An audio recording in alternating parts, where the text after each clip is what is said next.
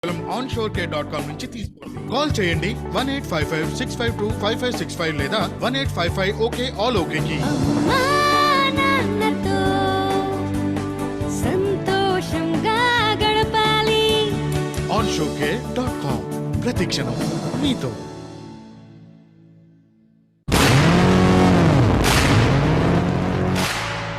Hi, this is Vijay Devarakonda. మీరు వింటున్నారు Virijallu.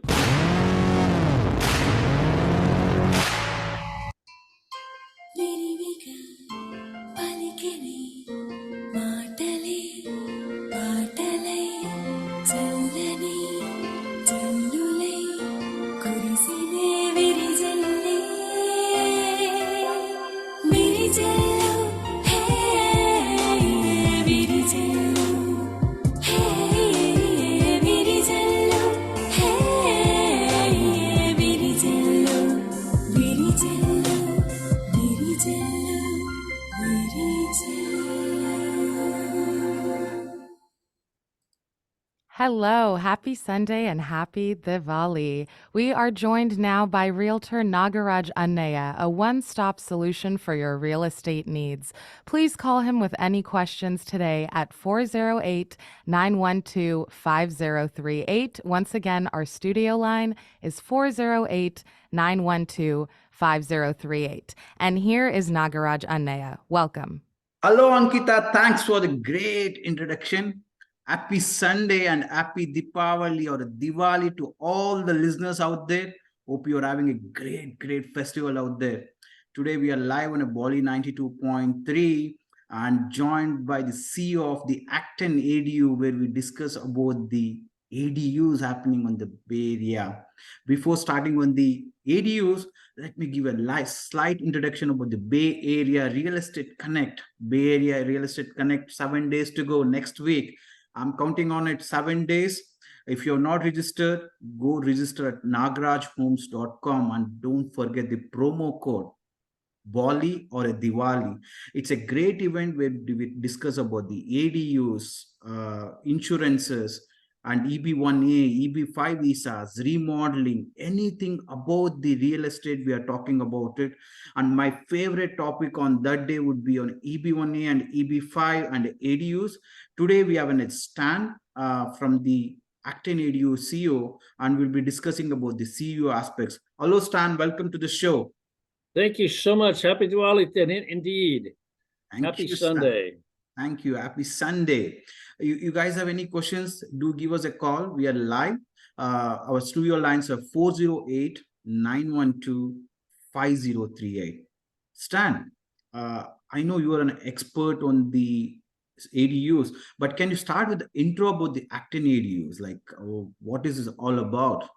Yeah, certainly. So back in 2017, when Gavin Newsom passed the legislation to empower Californians to build ADUs, it really inspired me. I'd always wanted to be a specialist. I'd always loved small architecture, and I'd always wanted to really build and be a part of the housing crisis. And all of those three things came together for me with the passing of that one legislation, and I made an instant decision that I wanted to spend the rest of my career in the ADU space and building expertise in building ADUs. And it's been a fantastic and thrilling journey.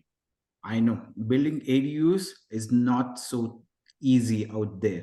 Listeners out there, if you have any questions on the ADU or anything on the real estate, we have an expert today, the Stan, who's talking about the ADUs.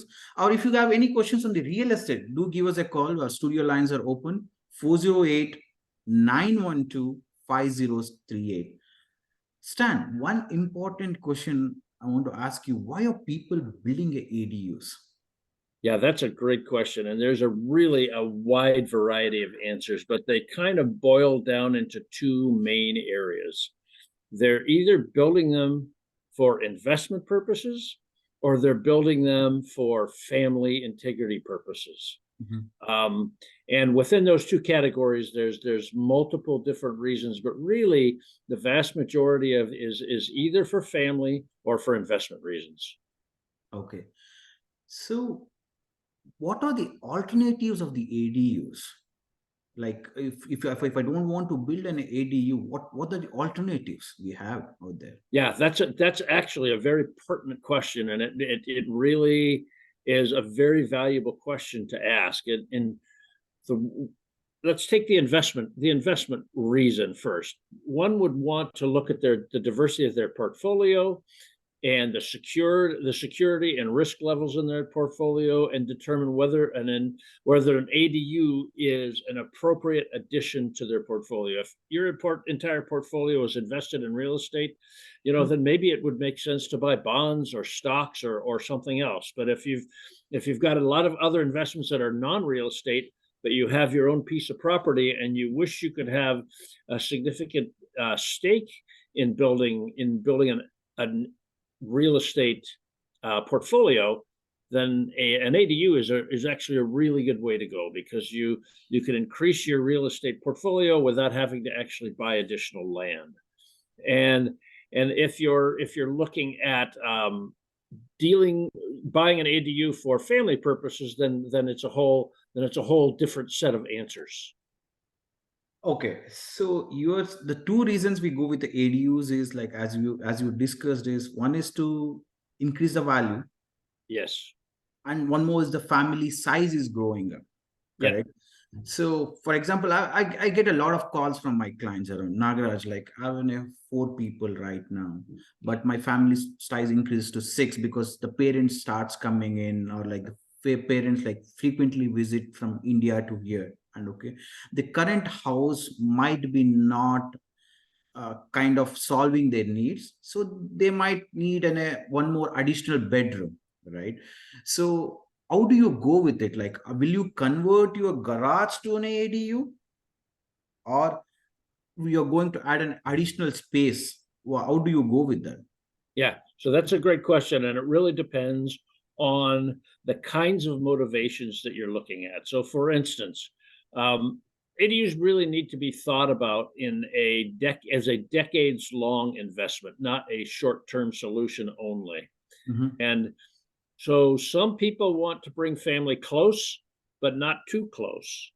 Right? They don't want to just add a new bedroom because they don't want them necessarily sharing the house, but they want them to be very close. And an ADU is an excellent solution for that.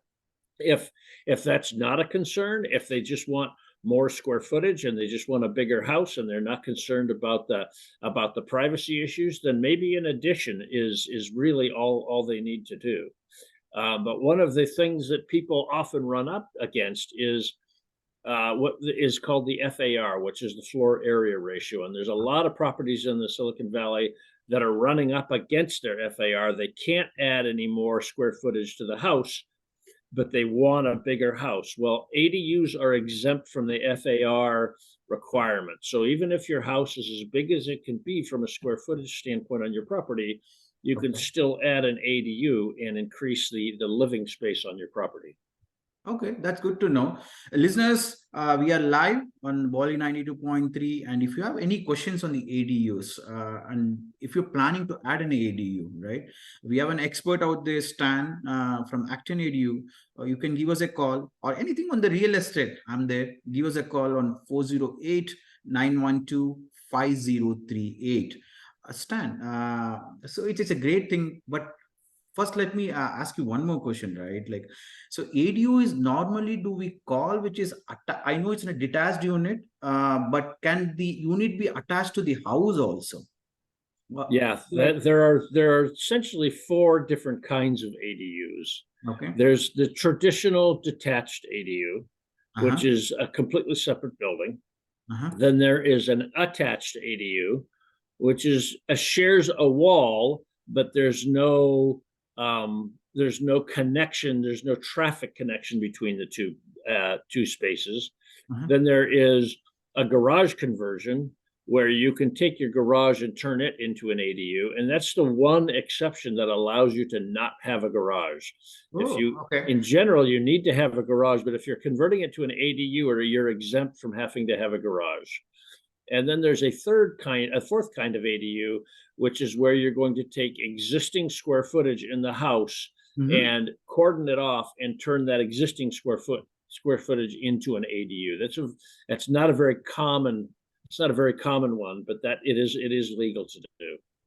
Oh, that I didn't knew that. The fourth one, like where you can convert your existing house itself as an ADU. Okay. And I think the one more interesting thing what you told me is converting your garage part, right? So, Yes. so where do we go for the parking when we are converting the garage one? Should we have the kind of a different space for parking? How do you go with that process? Yeah, that will be specific to the property and the neighborhood. But Mhm. in general, where people end up doing that is they'll use their driveway for parking and the street for parking. Okay. Does the city allow for that kind of things? Like, because nowadays is a parking is a great problems we have around the Bay Area, right? Recent, I Yeah. think today itself I'd been to one property in, I was showing in a house in Santa Clara. Okay, that area is like full of multiple units. Okay, and there was no parking available at all. Okay, Yes. and lot of people had parked through a driveway itself. Okay, not even the driveway on the streets also, right? I good to know that we have that kind of a solution also. If somebody is looking for the, okay, you have four solutions you told me, right? Yeah. How do the people decide which solution is better for them? Like, And that's a complicated question, and it really benefits from a careful analysis before you dive into a particular solution. And it really benefits to have a conversation with somebody who really understands ADUs and understands the needs of customers and understands the finances. It's a complicated question. There's certainly no generalized answer. It's a very personal answer. oh, I think, yeah, I think it's true, right? Like it depends on the cost factor. And I think we discussed about the family needs also, right? It Yeah. comes down to how close you want to have your family also, right? Right. For example, you're renting out to a third party. Why do you want to have it in your house, right? Like maybe you can have a detached one, right? Yep. So I think it depends on the family needs or the individual needs. They can go and decide any of the four solutions they can have it, right? Yeah, Like, it really depends on your investment goals and on the goals that you've got for the property in general. For instance, there's a new law in California, SB 1033, which uh-huh. would allow you to sell the ADU as an independent property. And this is a brand new law. It's still in the works. It's still challenging to take advantage of it, but it is coming. And so if part of your investment strategy is to be able to liquidate part of your real estate investment, building an ADU and selling it separately is an option. I think I need to understand more on that law. I don't know how many people are ready for that SB 10, right? Like where you are SB selling, 1033. yeah, SB 1033, where like basically what I understood from that law also is like you can sell that ADU also, right? I don't know how many people are open for it, but it's a great investment opportunities, right? Like for it is Yeah. like a lot of people are thinking about, should I go and buy something else for my family needs? Maybe this is a great option for them. Yeah, it's essentially what it essentially allows you to do is turn your single family residence into a small condominium association. And so there are bylaws and there are agreements between the two properties, but it's essentially a condominium association that allows you to then actually sell that ADU as an independent condominium. It's not like you can sell it as a freestanding property. It's Ah, like you can sell it as a condominium. okay. And ADUs, right? Can we go with like first and to, are the levels are there, or like we stick always to the single level of the ADUs, like single floor ADUs, or we can go to multiple floors of ADUs? You know, just recently, the state of California has empowered cities to really encourage people to do multiple story ADUs, two-story ADUs. So those in San Jose, for instance, that's now encouraged and legal to do two-story ADUs. I think it's a great, I think that's what I keep repeating to a lot of my clients around. Buying a single family home, it might cost you an 100K more or a couple of 100K more, right? That is the positive, especially buying in a single family home. You can use your land and create an investment returns in the future, right? Yeah. A lot of people ask me why the houses value are in the Bay Area is so much, right? Like, or Yeah. the land values are so much. The reasons are you can do multiple things in this. As you said, ADUs can create basically for your investment, right? And it can Right. generate rental options for you in the future. It depends on Yeah. how you're doing it. But whatever you do it in the right way. Yes. Thinking it, don't go for the shortcuts. That's what I keep telling them. Don't go for the shortcuts when doing the work. Do it in the right way, so that way in the future it can give you a rental incomes for you. You know, the smart way to go about getting an ADU is to, first of all, identify a need.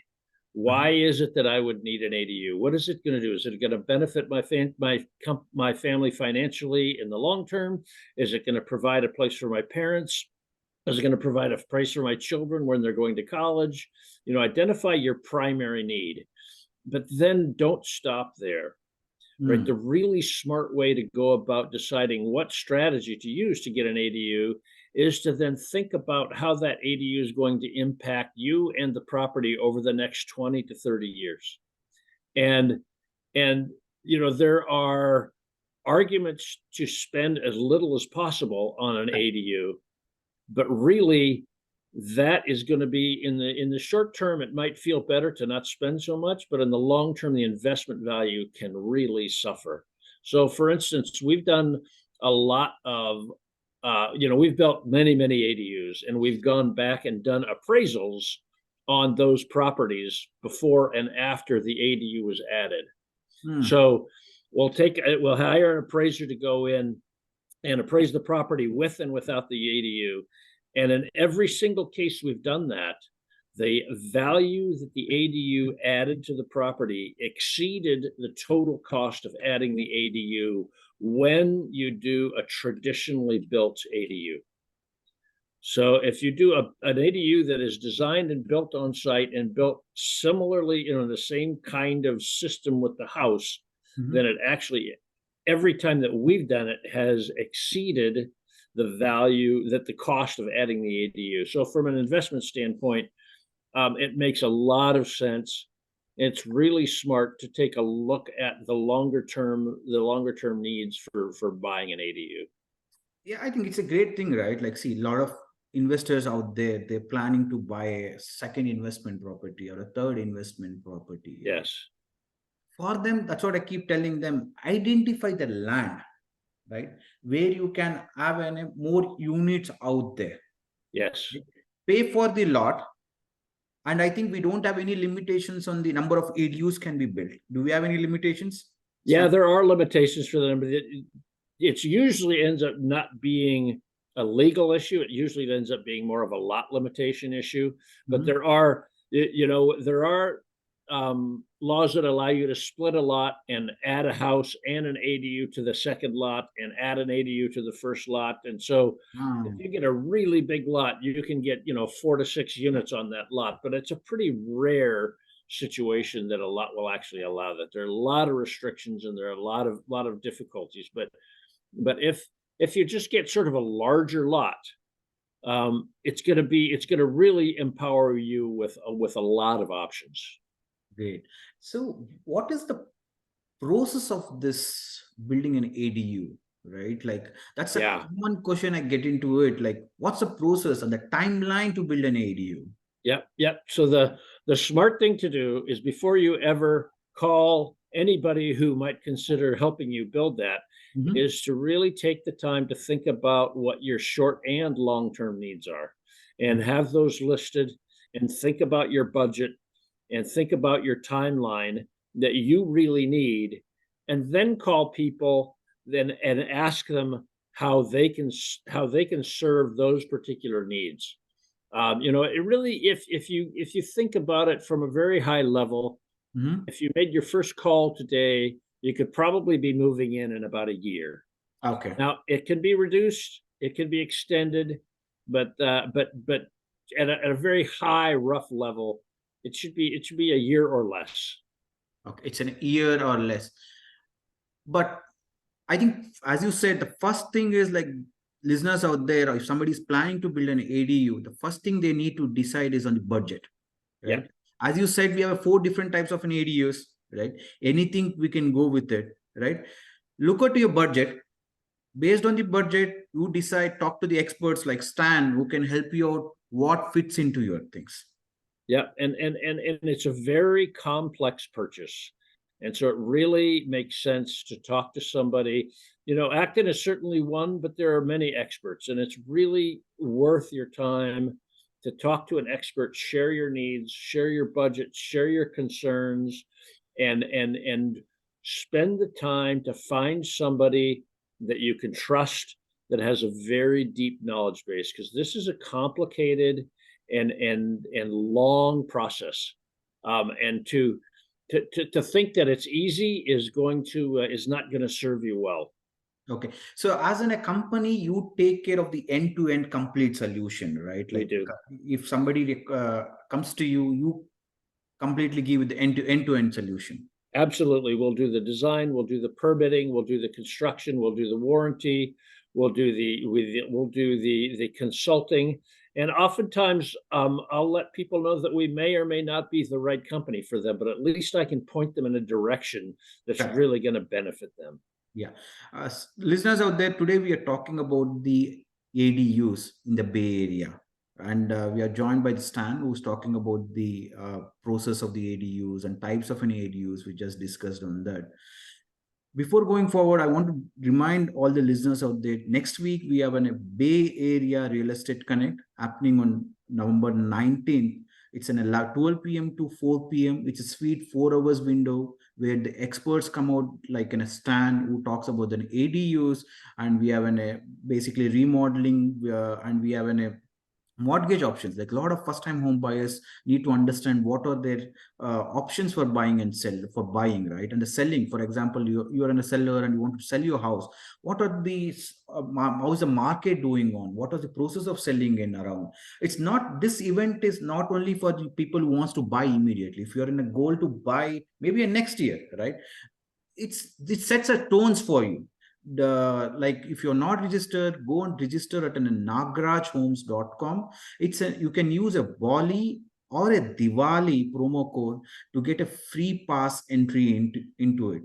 So it's a great event even for the H1B people. A lot of folks have been stuck on the H1B visa and they think EB2 might never come also. Stan, you might not know about this visas because yes. we were discussing about like when you came in, right? Like, but a lot of tech folks, right, like are stuck on this EB2 stuffs. And for them, you can talk to the immigration attorney directly. They'll understand how the EB1A works and EB5 works. So even the Stan would be there, like where you would be talking about the ADUs. If you have any questions, you can talk to a Stan directly onto it. So he can help you out, like identify your problems, and maybe it might help you out to build an ADU for you in the near future, right, Stan?